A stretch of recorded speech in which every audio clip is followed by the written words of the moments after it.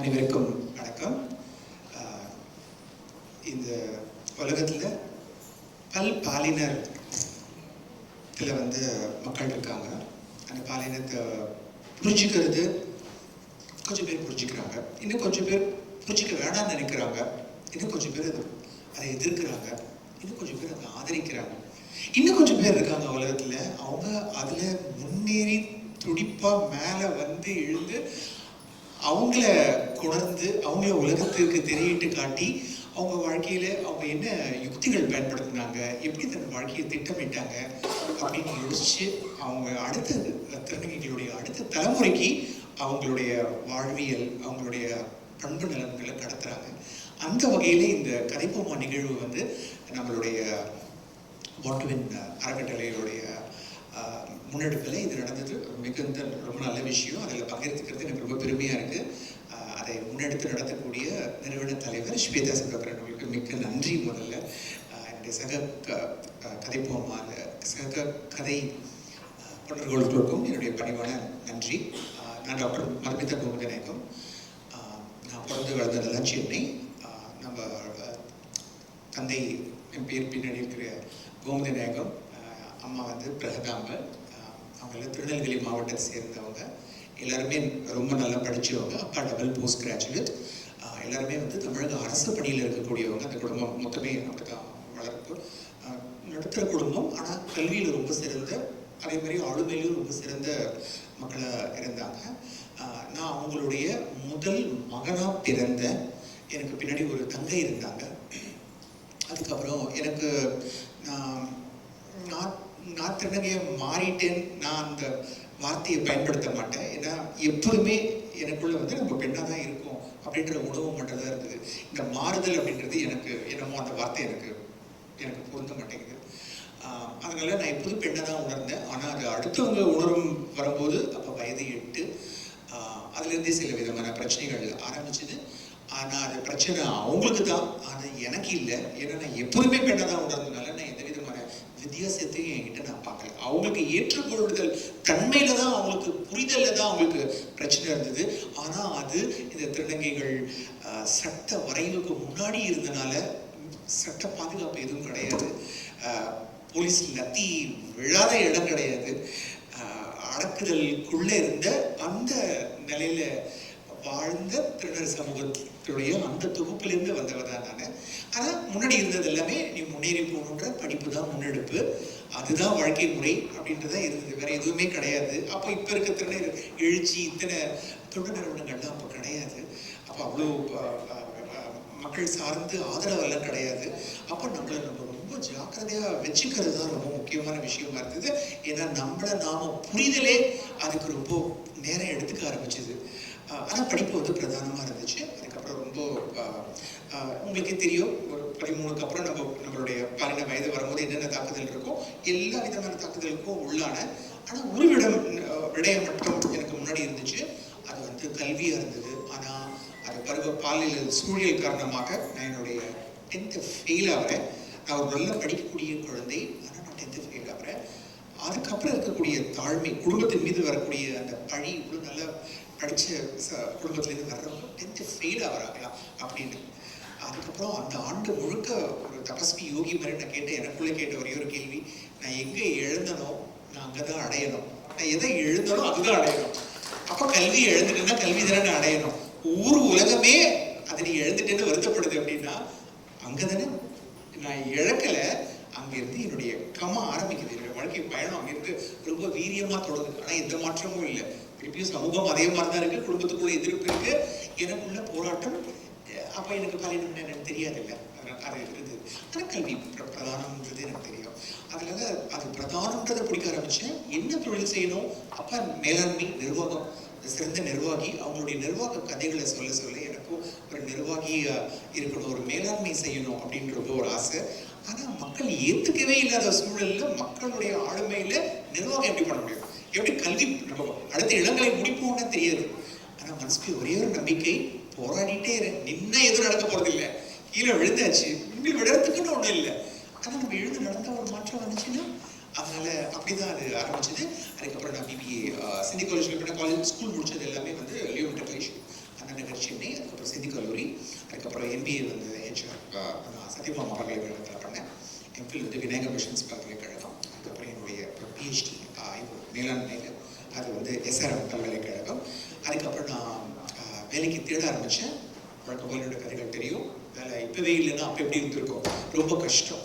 ஆனாலும் பல பேர் வெறுக்கிறாங்கன்னா ஒருத்தர் நேசிப்பான், பல பேர் புறக்கிற நினைக்கிறோன்னா எவ்வளோ ஒருத்தர் வாய்ப்பு கொடுப்பான். அந்த கதவு எது, திறக்க போகிற அந்த கதவு எது அப்படின்னு தட்டிட்டு இருக்கிறது மட்டும்தான் என்னோட வேலையாக இருந்துச்சு. தட்டிகிட்டே இருந்தேன். ஒரு 68வது கதவு திறந்துச்சு. ஒரு சின்ன வேலையை, ரொம்ப சின்ன ஒரு சம்பளத்தோட ஒரு வேலை கிடைச்சிது. ஆனால் அது மேலாண்மை சார்ந்தது.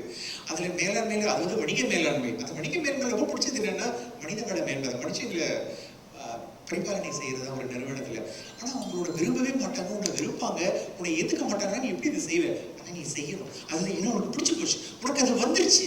உன்னுடைய பாலியல் பண்ணுறது ரொம்ப சின்ன விஷயம். ஆனால் திறன்கள் அப்போ அது திறன்கள் என்னவா இருக்க முடியும்? திறன்களை வளர்த்தல், தொடர்ந்து கல்வி, இந்த 2 தான் முன்னாடி இருந்துச்சு. அதனால தான் இன்னமும் இந்த நிமிஷம் வரைக்கும் பார்த்தீங்கன்னா என்னென்ன எங்கெங்க என்னுடைய பொருளாதாரத்துக்கு எட்டுதோ நான் படிச்சுட்டே இருப்பேன். என்னுடைய சமூக வலைத்தளம் பார்த்தீங்கன்னா படிப்பு மட்டும் நிறைஞ்சி இருக்கும். அது ரொம்ப நல்லா இருந்தது. ஆனால் எனக்கு பலம் சேர்க்கிற மாதிரி ஒரு விஷயம் வேணும்.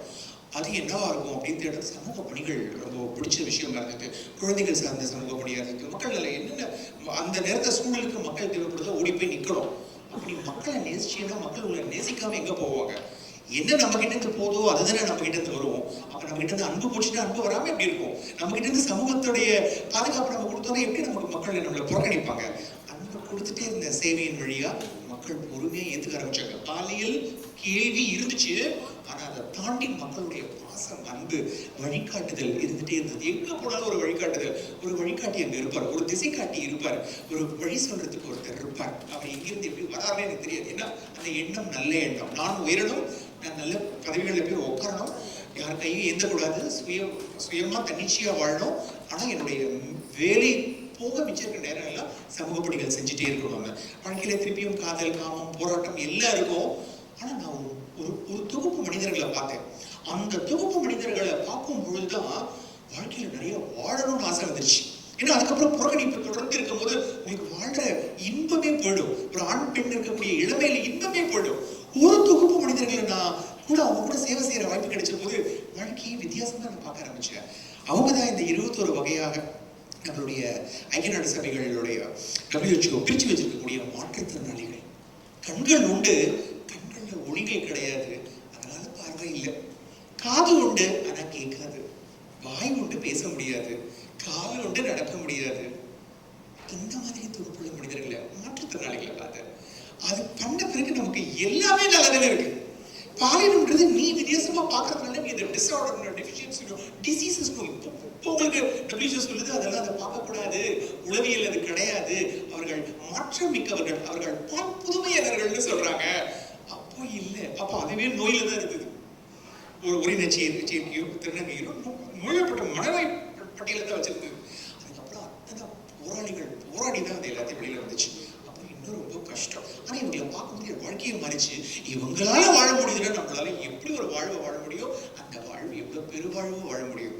நமக்கு எந்த குறையும் இல்லை, நம்ம எடுத்து முடிச்சு அடிச்சு தள்ளிட்டு போய்கிட்டே இருக்கலாம் அப்படின்னு. அதுக்கப்புறம் எந்த தடங்களுமே எனக்கு இருந்தது கிடையாது.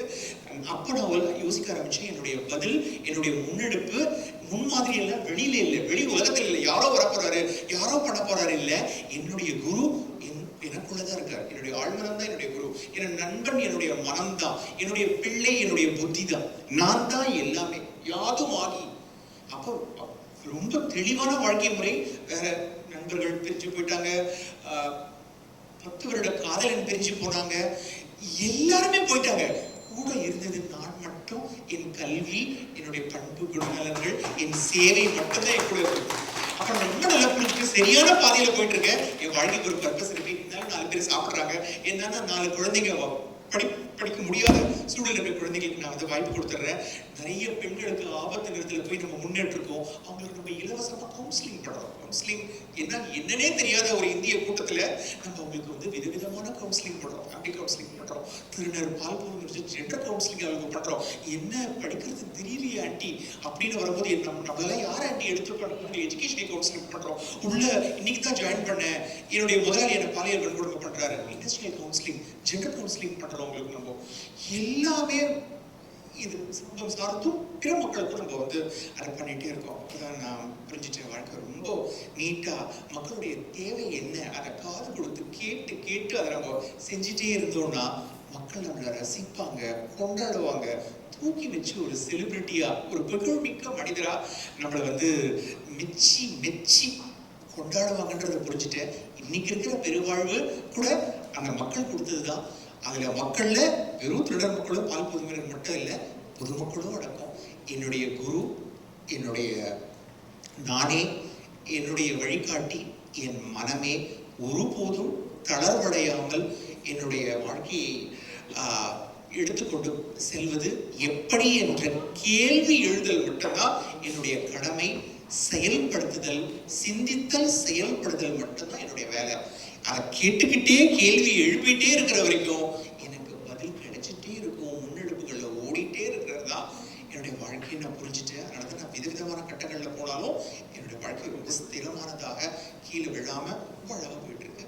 இதுதான் நான் அடுத்த தலைமுறை, நான் ஜெனரேஷன் எக்ஸ் ஒய்க்கும் அடுத்து இருக்கக்கூடிய ஜெனெக்ஸ்க்கும் இந்த ஆல்ஃபா பள்ளிகளிலிருந்து வெளியில் வரக்கூடிய ஆல்ஃபா தலைமுறைகளுக்கும் நான் சொல்றது ஒன்னே ஒன்றுதான்.